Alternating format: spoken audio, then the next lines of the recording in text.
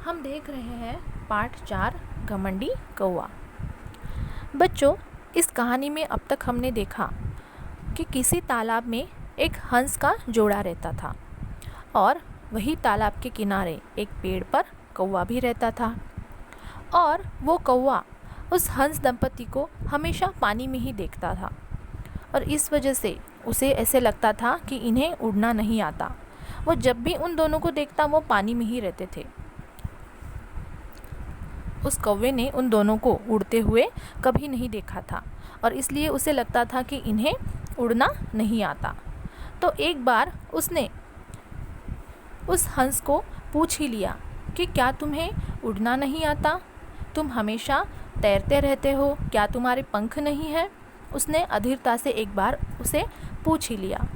तो हंस ने उसे जवाब दिया कि बिना पंख के जल पक्षी कैसा? तुमने हमें उड़ते हुए नहीं देखा है, इसका मतलब ये तो नहीं कि हमें उड़ना नहीं आता। और ऐसा कहकर वो दोनों हंस और हंसनी वो अपने जल क्रीड़ा में मग्न हो गए और फिर उन दोनों ने उस कौवे का घमंड किस प्रकार तोड़ा ये हम आगे देखेंगे। एक बार क्या हुआ बच्चों, वो जो कौवा था वो उस हंस दंपति को अपनी ओर आकर्षित करने के लिए, अपनी ओर अट्रैक्ट करने के लिए आसमान में तरह तरह की कलाबाजियाँ दिखा रहा था। और वो कभी इधर से उधर, उधर से इधर सर से गुजरता था और कभी ज़ोर ज़ोर से काव काव करता था और उसकी ये सभी हरकतों से लगता था कि वो मानो ऐसे कह रहा है कि जिस तरह मैं उड़ सकता हूँ वैसे तुम नहीं उड़ सकते। कौवे की इस हरकत से वो अपना मूर्खतापूर्ण और घमंड से भरा व्यवहार प्रकट कर रहा था। कौवा मूर्ख था, घमंडी था और वो अपने आप को सबसे चतुर और बुद्धिमान समझता था। बुद्धिमान यानी कि होशियार। तो इस बुद्धिमान और चतुर समझने वाले कौवे को उस हंस दंपति ने किस प्रकार उसका मूर्खतापूर्ण व्यवहार प्रकट कराया, यानी कि किस प्रकार उसका घमंड तोड़ा, ये हम अभी आगे देखेंगे। तो बच्चों, एक बार क्या हुआ, एक ही तालाब में रहते रहते उस हंसने का मन उब गया था। तो उसने हंस से कहा कि चलो टापू पर चलते हैं, वहाँ पर जो झील है उसमें रंग बिरंगे फूल और कमल भी खिल गए होंगे।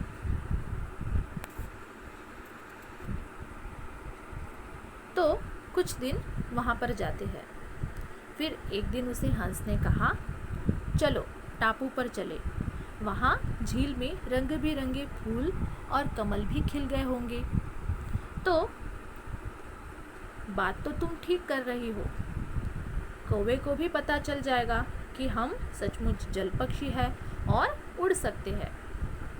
हंस ने पेड़ पर बैठे कौवे की ओर इशारा करते हुए कहा, ठीक है चलो, जल्दी चलो। देखो बच्चों, जैसे ही हंसनी ने हंस से टापू पर कहने को कहा तो फिर वो दोनों टापू पर चल दिए और उन्हें जब वो जा रहे थे तो उन्होंने कौवे की तरफ इशारा करते हुए कहा जोर से कि जल्दी चलो। कौवे को भी इस वजह से पता चलेगा कि हमें भी उड़ना आता है। और फिर ऐसा कहते ही हंसनी ने पंख फैलाए और आकाश में वो उड़ गई और उसके बाद हंस भी उड़ गया। दोनों धीरे धीरे टापू की ओर बढ़ने लगे और कौवा भी उड़कर उनके पास जा पहुंचा और बोला, अब मज़ा आएगा। कौवा तेज़ गति से आगे निकल गया। उस कौवे ने उन दोनों के साथ मानो होड़ लगाई हो, मानो शर्त लगाई हो और अपनी मूर्खतापूर्ण व्यवहार के साथ अपने उसे जो खुद पर घमंड था, जो खुद पर गर्व हो गया था कि वो बहुत ही तेज़ उड़ सकता है और उसे उड़ना आता है, इन दोनों को उसकी तरह उड़ना नहीं आता। तो इस वजह से वो भी उन दोनों के साथ उड़ने लग गया और उड़ते उड़ते उनके पास पहुंचा और उनसे कहा कि अब आएगा मज़ा। कौवा तेज गति से आगे निकल गया। उसे लगता था कि ये हंस और हंसनी को उड़ना नहीं आता, लेकिन हंस और हंसनी कौवे से भी ज़्यादा तेज उड़ सकते थे।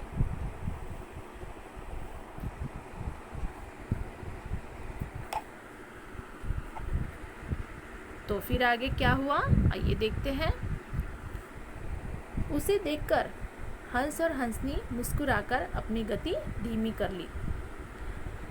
कौवे को तेज गति से उड़ता देखकर हंस और हंसनी ने क्या किया, अपनी गति धीमी कर ली और कौवा और आगे निकल गया और बोला, शाबाश, थोड़ा और तेज चलो, आओ मेरे बराबर उड़ो। उसे लगता था कि ये दोनों जो है, ये हंस और हंसनी जो है, ये उसके साथ में नहीं उड़ सकते।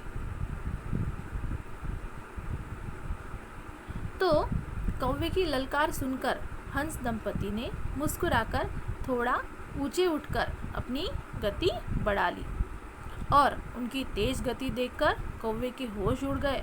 वह सोचने लगा, अब तो इनके साथ उड़ना बहुत कठिन है, इनके पीछे पीछे उड़ने में ही मेरी भलाई है। उड़ते उड़ते वह थक गया और उसके पंख जवाब देने लगे थे। वह कभी पंखों को आराम देता तो कभी चोंच खोलकर फेफड़ों में जोर जोर से हवा भरता। वह पूरी शक्ति से आगे बढ़ने का प्रयास करने लगा। देखिए बच्चों, जब कौवा तेज गति से उड़ रहा था और उड़ते उड़ते वो थक गया, और फिर क्या हुआ, वो जब उड़ते उड़ते थक गया था और उसके पंख भी जवाब देने लगे थे, यानी कि वो थक चुका था, उसके पंख अभी बहुत थक चुके थे और वो और तेज उड़ नहीं पा रहा था। तो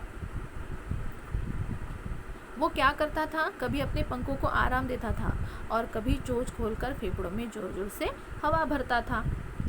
ये सब उस हंस दंपति देख रहे थे। वो हंस और हंसनी जो थे, ये कौवे की दशा वो देख रहे थे।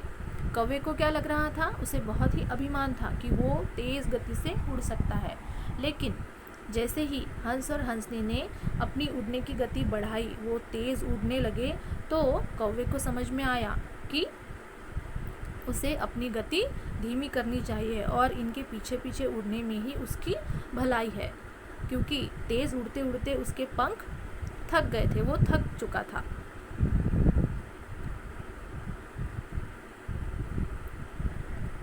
फिर थकान के मारे उसकी सांस फूलने लगी, आंखों के सामने अंधेरा छाने लगा। कौवे की ये दुर्दशा देखकर हंसनी को हंसी आ गई। कौवे की ये दुर्दशा देखकर हंसनी जो थी वो उसे हंसी आ गई, पर हंस को कौवे पर तरस आ गया। उसने सोचा कि यह अपनी मूर्खता से मारा जाएगा। उसमें से हंस जो था, उसे कौवे पर दया आई और उसे लगा कि अब न तो यह हमारे साथ टापू पर पहुंच सकता है और नहीं वापस लौट सकता है। तो फिर हंस ने क्या किया पता है, हंस ने कौवे पर दया दिखाते हुए उससे कहा, देखो भाई, यदि तुम थक गए हो और तुमसे उड़ा नहीं जा रहा हो तो मेरी गर्दन पर बैठ जाओ। शेखी में कुछ नहीं रखा है, बिना बात मारे जाओगे।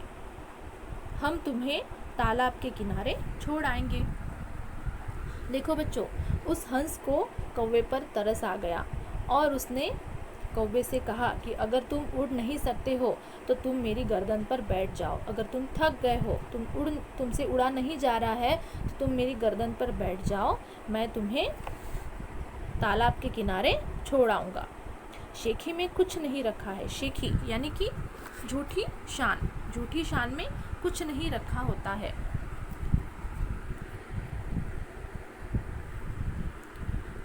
हंस की बात मान लेने में ही कौवे ने अपनी भलाई समझी और फिर देखते हैं आगे क्या हुआ। और फिर उसका घमंड चूर चूर हो गया। हंस की बात मान लेने में ही कौवे ने अपनी भलाई समझी और उसका घमंड चूर हो गया। वह हार मानकर हंस की गर्दन पर बैठकर तालाब के किनारे पहुंच गया। वो हंस की गर्दन पर बैठ गया और हंस ने उसे तालाब के किनारे पहुंचा दिया। सिर झुकाकर वह पेड़ पर जा बैठा और हंसनी ने हंसते हुए हंस से कहा, घमंडी का सिर सदैव नीचा होता है। यानी कि जो घमंडी लोग होते हैं उनका सर हमेशा नीचे होता है। देखिए बच्चों, कौवे के घमंड की वजह से, उसके अहंकार की वजह से उसे अपना सिर नीचे झुकाना पड़ा। उसका घमंड चूर हो गया। जब वो उस हंस दंपति के साथ तेज गति से उड़ नहीं सका, जब वो थक गया, तब उसका घमंड चूर हो गया और उसे अपना सिर झुकाना पड़ा। तो बच्चों, इस पाठ से हमें क्या सीख मिलती है कि घमंडी का सिर सदैव नीचा होता है। जो घमंडी लोग होते हैं, जो अहंकारी लोग होते हैं, जो किसी भी बात पर अहंकार करते हैं, घमंड करते हैं, तो सदैव उन्हें नीचा ही देखना पड़ता है। उनका सिर सदैव नीचा होता है। बच्चों, अहंकार ये बहुत बुरी बात होती है। अहंकार का हमें त्याग करना चाहिए, हमें छोड़ना चाहिए। अहंकार हमें कभी भी नहीं करना चाहिए। और दूसरी और एक बात है कि हमें दूसरों को कभी भी कमज़ोर नहीं समझना चाहिए, कभी भी तुच्छ नहीं समझना चाहिए। और झूठी शान का भी हमें त्याग करना चाहिए। झूठी शान में कुछ नहीं रखा होता, झूठी शान का भी हमें त्याग करना चाहिए।